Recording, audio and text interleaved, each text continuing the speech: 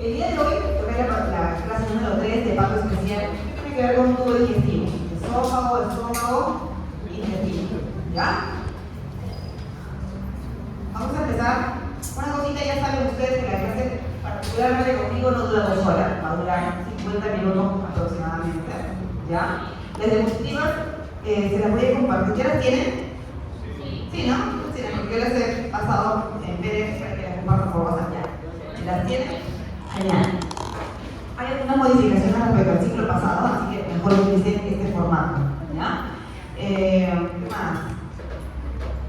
Para los que no me conocen, los que no se acuerdan de mí, soy la doctora Patiño, ¿ya? Y esa es la única que llego a estar con ustedes en parto especial. ¿Ya? Les pido que no se duerman en clase. ¿Se duerman? ¿No se duerman en la clase? Como les dije también en parto general, si ustedes abren su Robbins, hay un montón de información, un montón. Entonces lo que hacemos para poder precisar la información es que yo selecciono algunos temas, algunos tópicos, de manera que estos temas que he seleccionado, ustedes lo complementan con lo que está en su libro y así estudian para el examen. ¿Ya? Es obvio que yo les voy a preguntar definiciones, casi nunca lo hago. ¿Ya? Entonces ustedes que ya están entrando a la práctica clínica y todo eso, ya pueden deducir, replantear la información. ¿Ya? Entonces, vamos a conocer diferentes patologías. Ahora, para cada una de estas estructuras, estómago, duodeno, vamos a tocar patologías congénitas, patologías inflamatorias, infecciosas y neoplásicas. ¿Ok? A ver, ¿quién está por ahí conversando? Vamos a empezar. Esófago. Cuando hablamos de esófago, las patologías congénitas más frecuentes, o una de las más frecuentes, es esta, atresia de esófago, que es una malformación congénita, siendo esta forma de aquí, en un 84% de los casos, la más frecuente en presentación, que consiste en una atresia esofágica proximal y la presencia de una fístula traqueoesofágica, proximal y acá una fístula traqueoesofágica distal. ¿Ok? Esta es la forma de presentación. ¿Cómo aparece o cómo clínicamente se manifiesta en el recién nacido, ya que es congénita, ha nacido con esta patología? Al nacer va a presentar abundantes secreciones orales, ¿no? Mucha secreción, mucha salivación, tos, porque parte del contenido intestinal o gástrico está pasando al tracto respiratorio. ¿Okay? Entonces, el niño recién nacido que comienza con tos, abundantes secreciones, dificultad respiratoria, podría plantear esta posibilidad como diagnóstico, ¿verdad? Algo importante también es que hasta en un 40% de los casos, disculpen, pero hasta en un 60% de los casos yo podría encontrar asociada a esta malformación otras malformaciones. Por lo tanto, si yo diagnostico atresia de esófago, tengo que buscar alguna malformación cardíaca, renal, genitourinaria. ¿Okay? Muy bien. Siguiente patología, acalasia. ¿Qué es acalasia? Es la relajación incompleta del esfínter esofágico inferior a esta zona. De manera que si esto no se relaja, genera un cuadro obstructivo. El contenido esofágico comenzará a permanecer en esta zona, no habrá pase, y se comenzará a distender, a dilatar el esófago, ¿verdad? La causa de esto, lo más frecuente es que cuando yo voy a un paciente con acalasia, es en la que yo no sepa cuál es la causa idiopática, ¿no? En la mayoría de casos no podré determinar la causa. Y en un porcentaje de ellos podría asociarlo a alguna enfermedad, como por ejemplo el Chagas. Seguramente han realizado esto, ¿no? El Chagas, cuando aparece o se presenta en la pared del esófago, genera justamente una dilatación por pérdida de inervación. ¿Okay? Entonces, obviamente, en la acalasia, si no habrá un adecuado pase de contenido esofágico hacia el estómago, ¿qué pasará con este contenido? Se regurgitará, o sea, habrá regurgitación, aspiración de ese contenido a la vía respiratoria, disfagia, y cuando hagan una radiografía con contraste, podrán observar esa formación de una muñequita, ¿no? Ese punta de lápiz, o pico de un ave, que básicamente me complementa la posibilidad de diagnóstica. ¿Cuál es el problema acá de la acalasia? El problema de la acalasia es que con el tiempo, debido a que el contenido alimenticio está o pasa mucho tiempo dentro del esófago, esto puede generar lesión en el esófago y desarrollar hasta un 5% de los casos un carcinoma de tipo escamoso. Otra patología, hernia de Gliar. es hernia del hiato?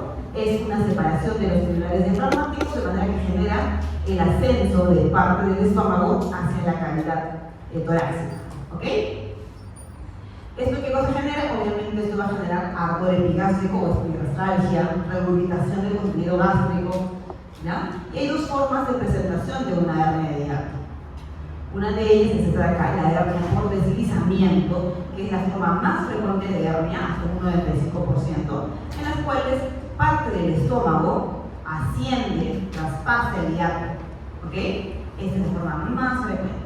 Y miren, aquí hay una formita de campana, ¿no? Una formita de campana, la parte que se introduce. ¿Ok? Mientras que la otra forma de hernia es la paresofágica, en la cual parte del fondo gástrico asciende por un lado. ¿Ok? Entonces, hernia paresofágica y hernia por deslizamiento. Siguiente patología, Mallory-Weiss. ¿Qué cosa es el Mallory-Weiss? Miren acá, fácil de diagnosticar en una endoscopía. ¿Qué observo? Observo la presencia de unos desgarros longitudinales en el esófago. Y obviamente lo observaré en pacientes que son vomitadores crónicos. Ejemplos de vomitadores crónicos. Bulímicos, ¿ya? Alcohólicos. Síndrome pilórico me dicen acá. O sea, alguna patología que genera obstrucción a nivel del píloro. Sí, podría ser bien. Quimioterapia. Bueno, gente que está en quimioterapia y vomita, como efecto de la quimioterapia. También, otro paciente que suele vomitar. Alcohólicos. ¿Qué? Parece. Alcohólicos. Entonces, este cuadro es clásico de pacientes alcohólicos y pacientes bulímicos, ¿ya? Lo importante es que es autolimitado. O sea, en la gran mayoría de casos voy a observar esas lesiones longitudinales y esto se autolimita solo. En algunos casos extremos podría ocurrir una perforación del esófago y una hemorragia, ¿no? Generando mediastinitis o hemorragia, ¿ya? Pero generalmente es un hallazgo solamente ya que se autolimita en la mayoría de casos. Seguimos, esófago de Barrett. ¿Qué tipo de mecanismo de adaptación es Barrett? ¿Recordamos? Metaplasia, ¿no? Con esa definición de metaplasia ya podemos al toque recordar Barrett porque es mucho del siglo pasado, ¿verdad? Entonces, ¿qué ocurre? Sustituimos el epitelio escamoso del esófago distal por un epitelio columnado cilíndrico con celdas caliciformes, muy parecido al epitelio del intestino, ¿ya? Entonces, ¿por qué ocurre esta metaplasia? Porque esa porción distal del esófago está expuesta a un pH ácido, ¿no? Entonces, como tratando de adaptarse a ese pH ácido del estómago, se transforma en un epitelio de tipo intestinal. Acá está. Entonces, miremos. Macroscópicamente o a la endoscopía, ¿cómo se observa Barrett? Se observa como unas lengüetas, ¿no? Aterciopeladas, color salmón rosa, ¿no? Que corresponden a las zonas de metaplasia, a diferencia de estas zonas rosaditas que son el epitelio escamoso normal. Entonces, ¿cuál es el peligro del Barrett? El peligro del Barrett es que hasta que aumenta, miren, entre 30 o 100 veces la posibilidad de desarrollar un adenocarcinoma en esa área distal del esófago. ¿Okay? Microscópicamente, acá lo tengo, lo vamos a ver en laboratorio, metaplasia. Transformación del epitelio escamoso a un epitelio cilíndrico columnar con celdas caliciformes muy similar al epitelio del intestino. Por eso que a veces le decimos transformación de escamoso a epitelio intestinal. ¿Ok? Vamos a la parte de neoplasias. Y acá en neoplasias vamos a hablar solamente de las malignas, que son las más importantes en el esófago. Cuando hable de cáncer de esófago, tengo dos cánceres: adenocarcinoma y carcinoma escamoso. ¿Cuál es más frecuente? El escamoso.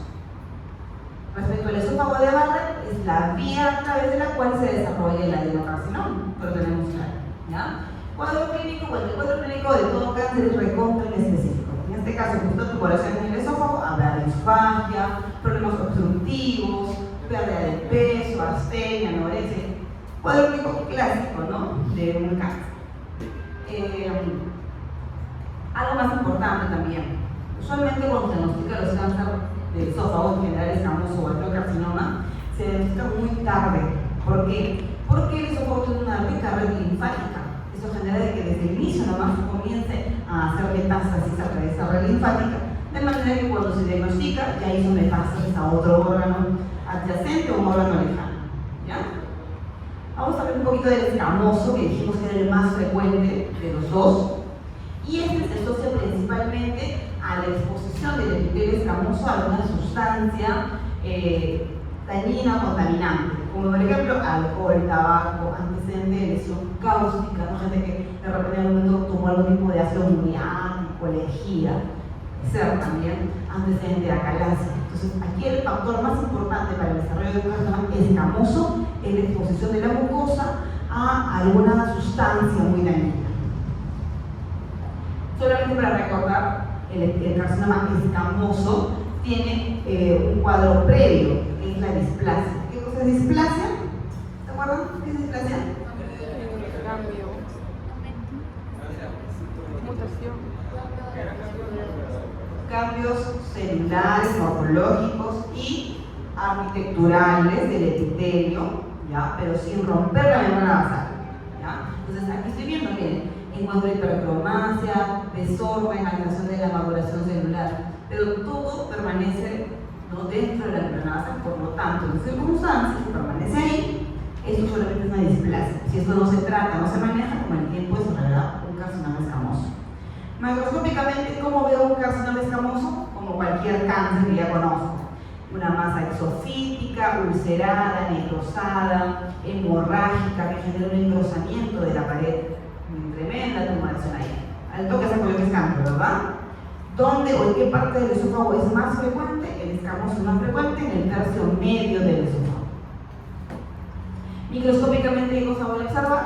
Una proliferación de epitelio escamoso, ¿no? El epitelio escamoso está proliferando desordenadamente, que infiltra la pared y que a mayor aumento, ¿qué cosa tiene?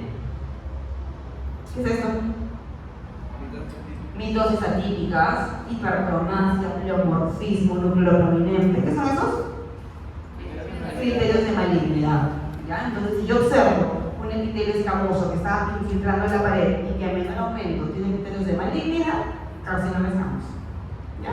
Vamos con el adenocarcinoma. El adenocarcinoma dijimos que por qué vía se produce, se tiene por la vía del esófago de Barrett, ¿verdad? Entonces, viene de la vía de metaplasma. Y esta de aquí ocurre ¿dónde? En el tercio distal del esófago. Claro, porque ahí ocurre la metaplasia, ¿verdad? Entonces, escamoso en el tercio medio, adenocarcinoma en el tercio distal. Y miren, aquí está. Acá hay una tumoración de bordes irregulares, hemorrágica necrótica, justo aquí en la unión del esófago y el estómago. ¿Esto tiene función? Tiene que funcionar. Ya. Por acá se puede ver, tiene esta tremenda tumoración. Macroscópicamente, ¿qué será? Una tumoración exofítica de bordes irregulares, hemorrágica, localizada aquí en la unión esófago-gástrica. Eso es un adenocarcinoma. Y microscópicamente, si es un adenocarcinoma, ¿qué cosa observaré? Glándulas, ¿no? La formación de glándulas es un patrón glandular, ¿no?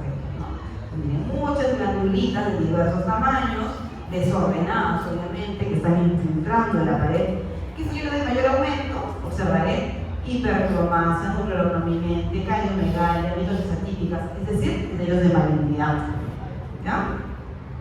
Acá terminamos con el esófago. ¿Preguntas?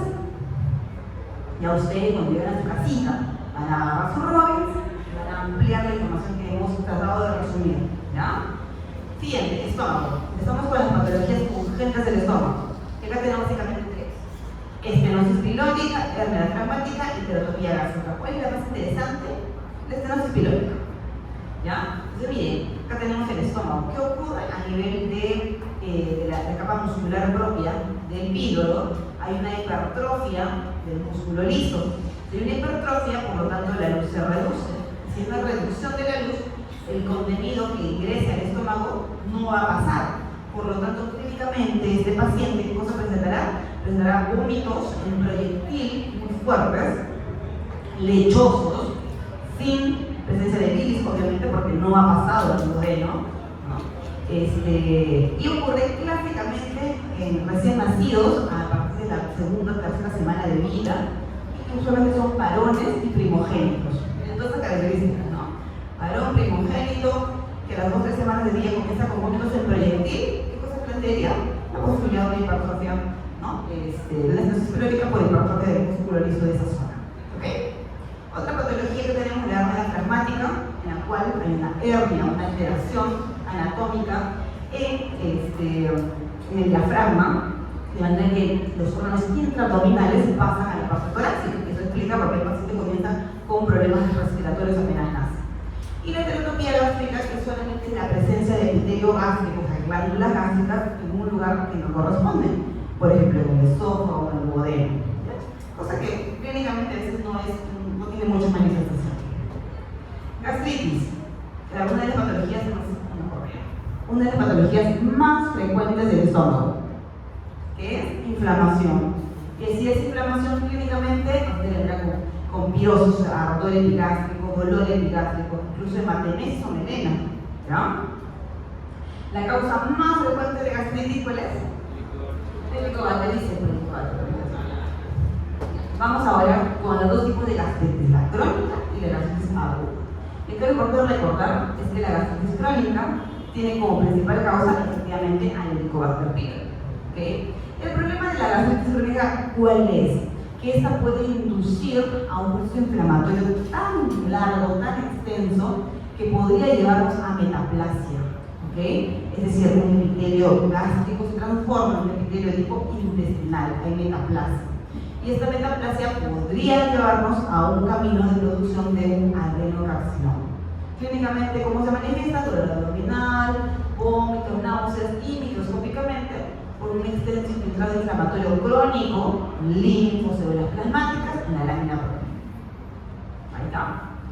Les decía, pero pues el problema de la gastritis crónica, causada por el Helicobacter en su gran mayoría de veces, la posibilidad de la metaplasia, que puede conllevar a displasia y la producción de un adenocarcinoma. Ahora, ojo, si bien el Helicobacter se sabe ya la asociación que tiene este con la producción de un adenocarcinoma, también existe la asociación con otra neoplasia maligna, que es el linfoma gástrico. ¿Okay? Entonces, el Helicobacter no solo causa adenocarcinoma, sino también puede causar linfoma. ¿Qué tipo de linfoma? Lo que pregunta Samantha, ¿qué linfoma? MALT, ¿no? Linfoma MALT, ¿ya? Entonces, miren la importancia de poder diagnosticar el Helicobacter, tratarlo, porque puede desarrollar cualquiera de las dos vías. Y acá se ve la metaplasia, ¿no? El estómago y encuentro células calciformes, que está fastidiada, eso es metaplasia. Muy bien. Otro tipo de gastritis es la autoinmune. Ya está en menos frecuencia, sí. Pero lo interesante aquí es la presencia de autoanticuerpos contra las células parietales, ¿no? Y la célula parietal, ustedes saben que produce ácido y produce factor intrínseco. ¿Y el factor intrínseco con qué vitamina está asociada? B12, por lo tanto, si no tengo factor intrínseco, tendré déficit de vitamina B12. ¿Cómo se llama esa anemia? Perniciosa, ¿ya? Es un paciente con déficit de vitamina B12, clásicamente adulto mayor, ¿ya? Podría yo plantear esta posibilidad, una gastritis autoinmune, ¿ya? Ok, esto lo revisamos. Úlcera péptica, esto lo vemos en el laboratorio. No me acuerdo. Sí, no, ya, ok. ¿Qué cosa es una úlcera? Una úlcera es una lesión, una solución de continuidad que destruye la muscularis mucosae. O sea, para que yo defina úlcera, tiene que haber destrucción de la muscularis mucosae. ¿Ok? ¿Dónde ocurren principalmente las úlceras en el tracto digestivo? Duodeno y estómago, asociada a Helicobacter pylori. Entonces, el Helicobacter no solo produce gastritis, cáncer, sino también puede producir úlceras pépticas, ¿no? Efectivamente, la segunda causa más importante, que no tiene Helicobacter, la siguiente causa que más importante que tengo que estar presente es el consumo de medicamentos, como por ejemplo los AINES, ¿no? Que sabemos todos que son gastrolisivos. Muy bien, entonces acá lo encontramos en el dibujito de acá, ¿ya? Acá está bien la úlcera, y acá está la muscularis mucosae. Atraviesa la muscularis mucosae y ya se considera una úlcera. ¿Se acuerdan ustedes partes de la úlcera? No. ¿Qué cosa encuentro? Acá miren, en el centro de la úlcera encuentro material de células muertas, residuo necrótico, ¿no? Células necróticas. Acá encuentro células inflamatorias de qué tipo. Una úlcera aguda, polinucleares. ¿Qué cosa encuentro? Tejido de granulación, que es la formación de neovasos sanguíneos. Y por último, más al fondo, fibrosis. Por lo que se me preguntan, ¿partes de una úlcera? Son esas. Residuos necróticos, inflamación aguda, tejido de granulación, finalmente la fibrosis. ¿Ya? Lo vemos ya en la microscopía de una lámina de HE. En el centro de la úlcera que tengo necrosis, células muertas, mucha inflamación aguda, me acerco un poco más, veo la formación de vasos sanguíneos, neovascularización o tejido de granulación, y en el fondo la fibrosis. Esas son las partes de la huesa. ¿Ok? ¿Cuántos duermen? A ver, hay 1 dormido, 2 dormidos, 3. Ya, bueno, por lo menos son 3 nada por ahora. Seguimos entonces. Y Adrián no durmió. Sí. Vamos para las neoplasias gástricas. Cuando hablamos de estómago, aquí sí vale la pena conversar de las neoplasias benignas. Es decir, no solamente voy a hablar de los cánceres malignos, voy a hablar también de las neoplasias benignas. Porque son una de las más frecuentes en todo el tracto digestivo, las benignas. ¿Qué son? Son denominados también pólipos. Todo nódulo o masa que se proyecta en la luz del estómago se considera un pólipo. ¿Qué son así? Pueden medir milímetros, 3, 4 milímetros, hasta 1 centímetros. ¿Ya? Estos pólipos, en la gran mayoría de casos, no tienen asociación con cáncer en el futuro. En la mayoría de casos. Los más frecuentes pólipos son los hiperplásicos, seguidos por los pólipos de mácula fúngica y seguidos por los pólipos adenomatosos. Los diferencio. El pólipo hiperplástico, ¿qué cosa, o cómo será? En este voy a encontrar hiperplasia foviolar. En la foviola, que es lo que está en la superficie, va a estar hiperplástico, muy grande. El pólipo de mácula fúngica tiene las glándulas del fondo gástrico, las glándulas oxínticas, que se dilatan, que se extienden. Y el pólipo adenomatoso, acá sí habrá cambios displásticos. Felizmente, el adenomatoso es el menos frecuente de los 3. ¿Ya? Pero aquí sí podría encontrar cambios displásticos que se asociarían en un futuro a un adenocarcinoma. ¿Ya? Pero bueno, seguimos. Adenocarcinoma. Vamos a hablar del cáncer más frecuente. Si yo hablo de cáncer de estómago, de lejos el cáncer más frecuente en el estómago es el adenocarcinoma.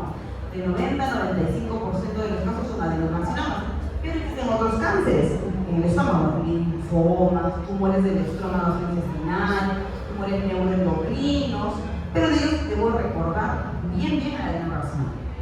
Hay 2 tipos morfológicos que ahora vamos a reconocer, que son el intestinal y el tipo difuso. El intestinal es el clásico paciente que proviene de una gastritis crónica, una metaplasia, que ha hecho todo el proceso que conocemos causado por el Helicobacter. Mientras que el tipo difuso, ¿no? El tipo difuso es aquel paciente joven, por ejemplo, 25 años con cáncer de estómago. Muy extraño, ¿no? Muy raro. Usualmente el difuso se asocia o tiene un alto componente genético que ocurre en pacientes jóvenes. Cuadro clínico, muy variable, un cáncer de estómago muy variable, desde pérdida de peso, dolor, o simplemente están asintomáticos, ¿no? Acá tengo un estómago, miren, acá está la tumoración en el centro, ¿no? Curvatura mayor, por donde ha abierto el estómago, curvatura menor. ¿Dónde es más frecuente que aparezca un cáncer de estómago? A nivel del antropílogo. Curvatura menor o mayor, menor, es más frecuente en la curvatura menor. Y un dato adicional, cuando hablamos de cáncer de estómago exclusivamente, hay un término que podemos utilizar, que es un cáncer temprano o un cáncer avanzado. Cuando digo o diferencio temprano de avanzado, es el compromiso de la muscular propia. Si yo tengo un cáncer que infiltrando observé que afectó muscular propia, ese es un carcinoma o un adenocarcinoma avanzado. Si no lo ha afectado, todavía se considera temprano.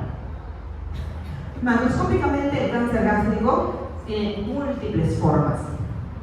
¿Ya? Para mejorar la didáctica, utilizamos esta clasificación de forma, donde el 1 es polipoide, el 2 es una úlcera, el 3 es una úlcera que además infiltra irregularmente la pared, y la 4 que es una infiltración difusa de toda la pared con engrosamiento de esta. Por lo tanto, ¿no? De acuerdo al patrón, a las características, yo podría denominar a mi tumor forma 1, 2, 3, 4. ¿Ya? Pero finalmente es una tumoración de bordes irregulares con hemorragia y necrosis que puede tener cualquiera de los 4 patrones. Vamos con los tipos morfológicos que hemos mencionado. Primero con el intestinal. El intestinal es glándulas, es el clásico adenocarcinoma. ¿Asociado a qué? A la cabeza, Helicobacter pylori, metaplasia, displasia, viene por esa vía. ¿Y qué observa la microscopía? La formación de glándulas, muchas glándulas, porque es un adenocarcinoma. Glándulas que infiltran el estómago y que a mayor aumento yo encuentro criterios de malignidad. A diferencia de esto, el difuso morfológicamente se caracteriza por la presencia de células en anillo de Seymour. ¿Lo vemos aquí?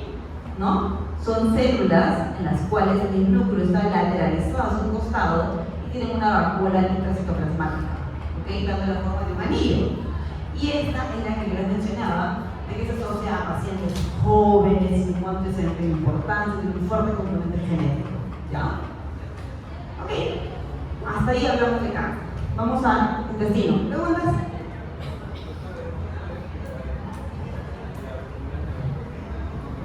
Allá. No lo hemos mencionado, porque solamente lo hemos mencionado, no hemos pasado más allá, pero en el estómago decíamos que si hay una neoplasia, la más frecuente es que sea una neoplasia asociada a un adenocarcinoma, ¿no? Pueden haber linfomas también, y en un menor porcentaje pueden haber tumores neuroendocrinos. Esto es una neoplasia frecuente. ¿Cuál es el lugar más frecuente de aparición de neuroendocrinos? Padre sí, correcto, pero hay otro órgano que es un poquito, no órgano, estructura, digamos. El ciclo pasado lo vimos. ¿Se acuerdan del tumor carcinoide? Incarganoide, ¿qué estructura era? Apéndice, ¿no? Entonces, cuando yo hablo de tumores neuroendocrinos, generalmente el órgano o la estructura que voy a estudiar es apéndice. No es frecuente encontrar neuroendocrinos en el estómago. Así que tengamos una referencia, pero no hemos pasado más allá porque ahí por lo menos no es frecuente su aparición. Vamos con el intestino delgado y grueso. Divertículo de Meckel. El Meckel es la malformación congénita más frecuente del tracto digestivo. Y acá está, tenemos intestino y aparece esta bolsita acá. Esta bolsita es un divertículo, es el divertículo de Meckel, que es un divertículo verdadero. ¿Por qué es verdadero? ¿O cuál es la diferencia de un divertículo verdadero con uno falso? ¿Por qué este es verdadero? A ver, dejámoslo ahí, ahora lo vamos a comparar con el otro divertículo y me van a decir ustedes, ¿ya? ¿Por qué ocurre el divertículo de Meckel? Por falta de involución del conducto con valores enteros. Entonces, este es un caso real, miren, acá está el intestino de la luz del intestino, la vía habitual, y aparece esta bolsita con un saco amplio, ¿no?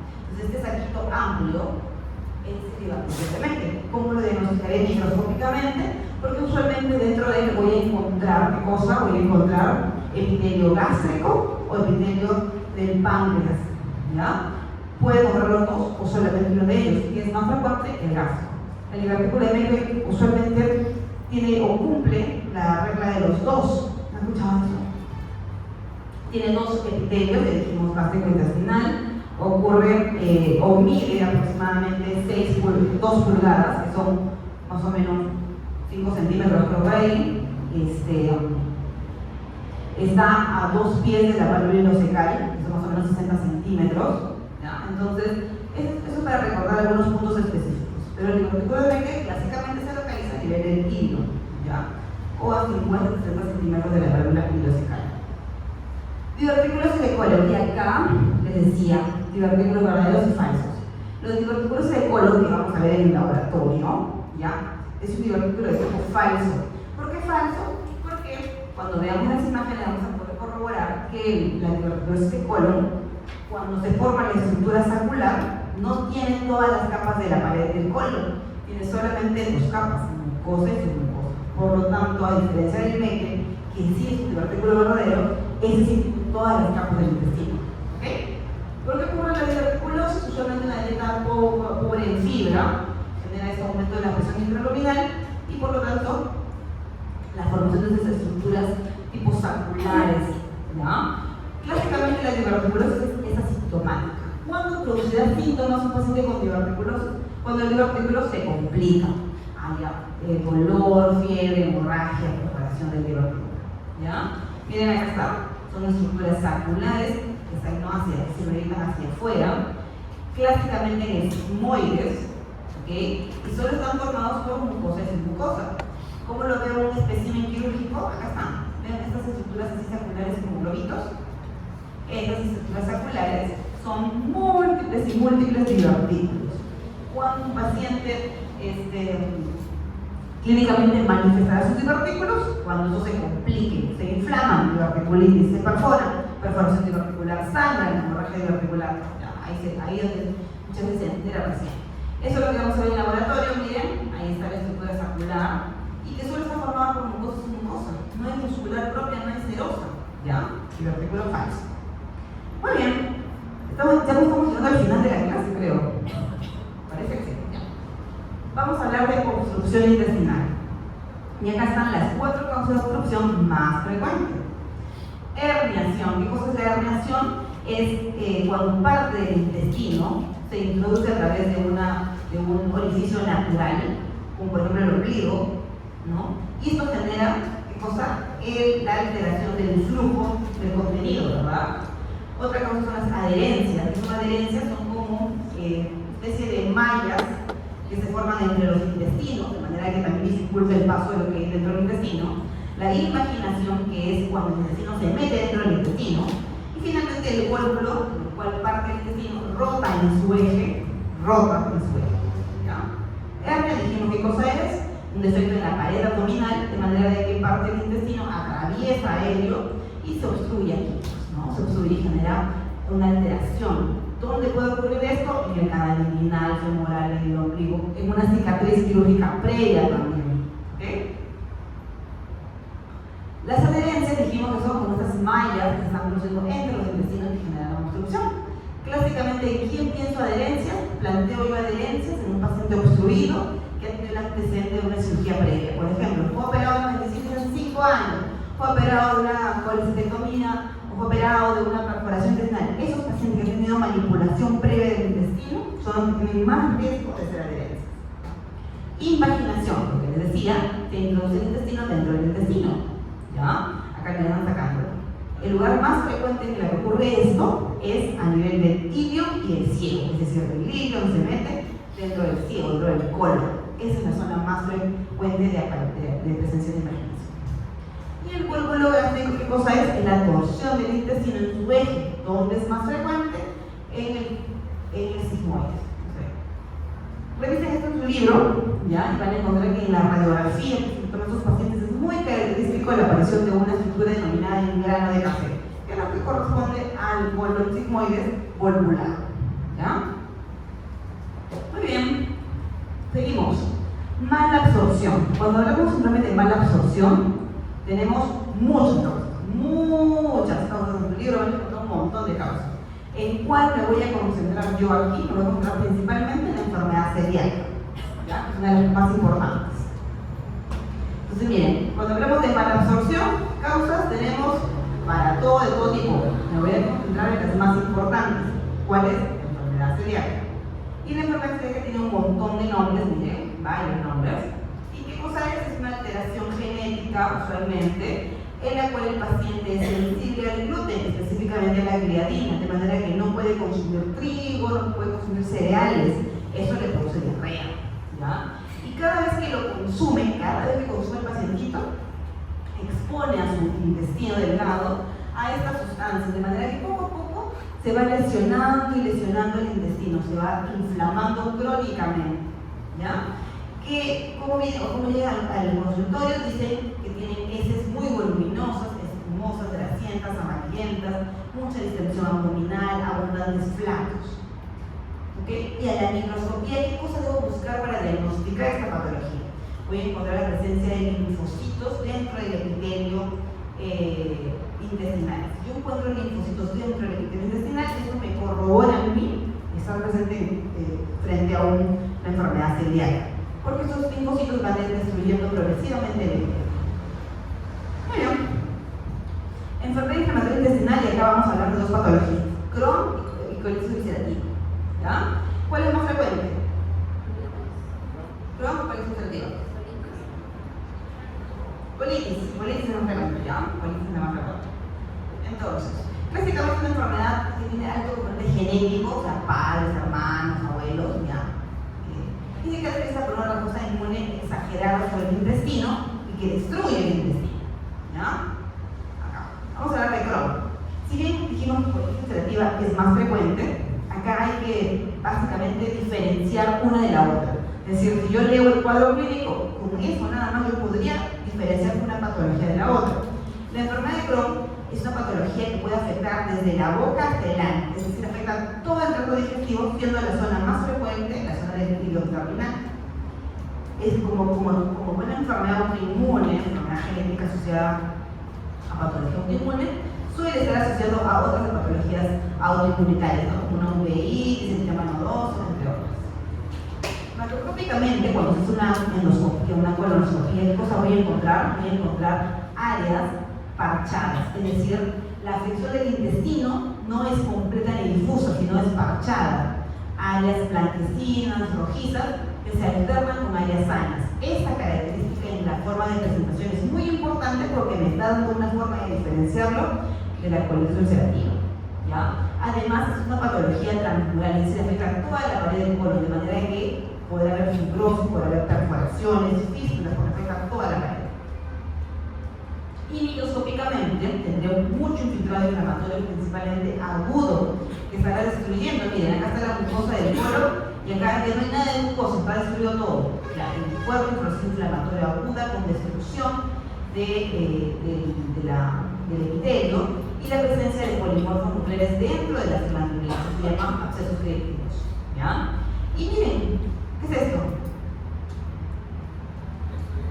¿Qué les parece?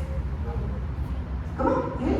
Granuloma, perfecto. Entonces miren, por eso con Crohn, una patología autoinmune, pero que tiene la posibilidad o la capacidad de hacer granulomas. Obviamente son granulomas no caseosos, no asociados a TB, pero también por eso. Yo observo granulomas en la microscopía, además de una destrucción del epitelio, abscesos crípticos, podría pensar en Crohn, ¿verdad? Podría pensar en ello. A diferencia de esto, la colitis ulcerativa es una patología que afecta solamente al colon, es una colitis, ¿no? ¿Ya? Y si le afecta de forma continua, es decir, extensamente en todo el colon. Y solamente afecta a mucosa y mucosa, a diferencia de creo que dijimos que incluso perforada, ¿verdad? Acá no. Y clásicamente el paciente llega con heces sanguinolentas con mucho moco. Eso es lo característico del paciente con colitis ulcerativa.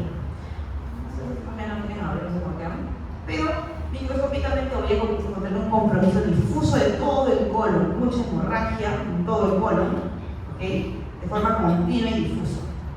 No habrá lesiones salteadas, como en el caso del Crohn. Microscópicamente encuentro mucho proceso inflamatorio, también la formación de abscesos crípticos, miren, glándulas con polimorfos dentro, pero aquí no habrá granulomas, no habrá perforaciones, no habrá la presencia de fístulas. En algunos casos, cuando estos pacientes con colitis ulcerativa no son tratados adecuadamente, el proceso inflamatorio es tan pero tan extenso en todo el colon, prácticamente es un punto de partida para una sepsis. A ese cuadro se le denomina colon tóxico, un paciente con diagnóstico de colitis ulcerativa cuyo colon está completamente inflamado en toda su extensión y es un punto de partida para una sepsis. Entonces, resumiendo y comparando, Crohn, dijimos qué cosa es una alteración en todo el intestino, pero de forma parchada, ¿no? Parchada. Y que afecta toda la pared del intestino, que la puede perforar incluso. A diferencia de eso, la colitis ulcerosa no, afecta difusamente todo el colon, ¿ya? Todo el colon, con predominio en la forma de la zona distal. Ahí está. Las diferencias, ustedes lo revisan bonito, lo entienden, lo interpretan, todo lo que hemos conversado está aquí. Neoplasia. Cuando hablamos de neoplasia del intestino, ahí también vamos a hablar de benignas y también de malignas, ¿ya? La neoplasia benigna más frecuente del intestino, ¿cuál es? Es el adenoma. ¿Qué es el adenoma? Son pólipos con lesiones elevadas que pueden ser pediculares o pueden ser planas o sésiles, ¿ya? Pero ¿cuál es la importancia de un adenoma en el intestino? Es que estos tienen displasia, ¿ok? Es decir, tienen cambios celulares, arquitecturales, que podrían transformarse, miren, en un cáncer. Esa es la relevancia. Por lo tanto, hoy en día, cuando le hacen una colonoscopia a un paciente y encuentran un adenoma, siempre lo retiran. El gastroenterólogo agarra, lo corta y lo saca. Porque podría existir la posibilidad de que se transforme en un cáncer en un futuro. Miren, otros tipos de adenomas pueden ser tubulares, cuando todos son glándulas tubulares, vellosos, cuando tienen proyecciones vellosas como aquí, tubulovellosos, cuando hay la combinación de ambas, o llamados sésiles, que son muy raros y poco frecuentes. Puede ser más frecuente de todos, los adenomas tubulares son los más frecuentes. ¿Ok? ¿Cuál es la importancia de recordar los adenomas tubulares? que aparecen en su gran porcentaje en recto y sigmoides tendrían la posibilidad de desarrollar o transformarse en un futuro en un carcinoma, un adenocarcinoma. Miren, los adenomitas, ¿qué cosa es? Una tumoración o una lesión elevada, redondeada, ¿no? En la cual voy a encontrar muchas glándulas colónicas, pero con displasia. ¿Qué cosa quiere decir displasia? Voy a encontrar hipercromasia nuclear, desorden de las glándulas, todo esto cariolegal, el nucleolo, pero todo solamente en la estructura o la lesión elevada. ¿Okay? No es cáncer todavía. Esta es la relevancia que les decía, la presencia de un adenoma podría condicionar un carcinoma en un futuro, por lo tanto, diagnosticado un adenoma hay que cortarlo, sacarlo, extraerlo en su totalidad para evitar desarrollar un cáncer futuro. Ya hablamos de cáncer de colon. Los cánceres de colon son en 98% de casos adenocarcinomas, siendo los adenomas de lesiones precursores. Miren acá. Macroscópicamente son una tumoración de bordes irregulares, tipo hemorragia, necrosis, sangrado, que incluso puede obstruir la luz del colon.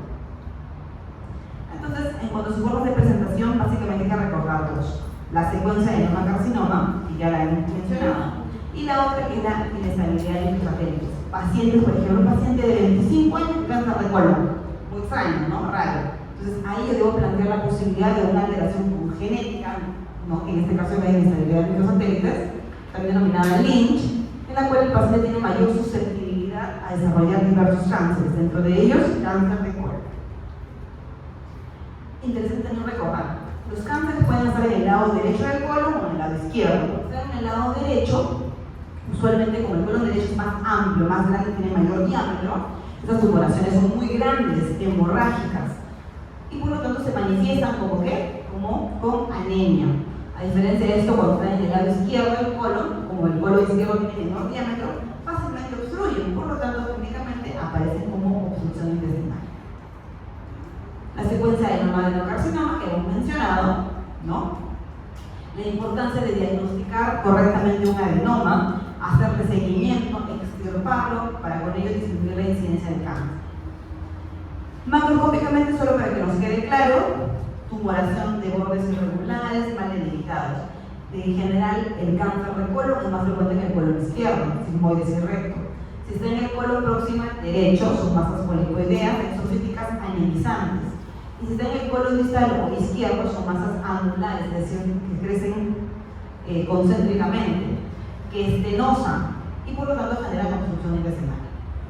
Microscópicamente, que tengo una proliferación de glándulas, un carcinoma, que infiltra toda la pared del intestino y que a mayor aumento tendré criterios de malignidad. Muy bien, acá les coloqué el TNM de colon. Este TNM de colon podría utilizarlo para evaluar cáncer de estómago. ¿Cáncer de estómago? ¿Sí o no? No hay más respuestas.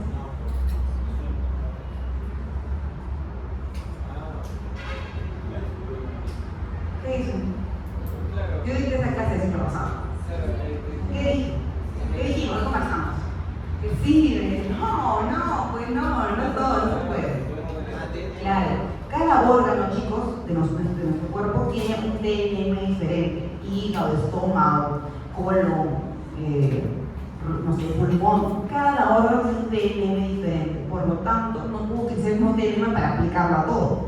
De manera que solamente estoy colocado esto para recordar ese concepto, ¿ya? Por lo tanto, los patólogos no sabemos todos los TNM, pues es imposible, son cuantos, ¿no? Ahí entramos a una página en internet y ahí toca un total TNM y por ahí lo diagnosticamos. Pero que nos quede como concepto que cada órgano tiene su propio TNM, que evoluciona de forma diferente. Para terminar, lo más fácil de toda la clase del día de hoy, apéndices de cáncer. Apendicitis aguda, más frecuente en adultos jóvenes, causas obstructivas, siendo la más frecuente un fecalito, hiperplasia linfoide, un tumor, ahí hablamos del tumor neuroendocrino, que lo vimos en patología general, parásitos, ¿ya? Se obstruye la luz, se inflama el apéndice. ¿Cómo diagnostico apendicitis aguda? Presencia de polimorfos nucleares en la capa muscular del órgano. Punto. Nada más. ¿Listo? A ver, ¿se despertaron o se durmieron? ¿Se despertaron? Ya. Muy bien, muchachos, entonces para aquellos que no tienen la clase todavía, les pido a los demás compañeros que la comercialicen. gratuitamente, ¿ya? Por favor.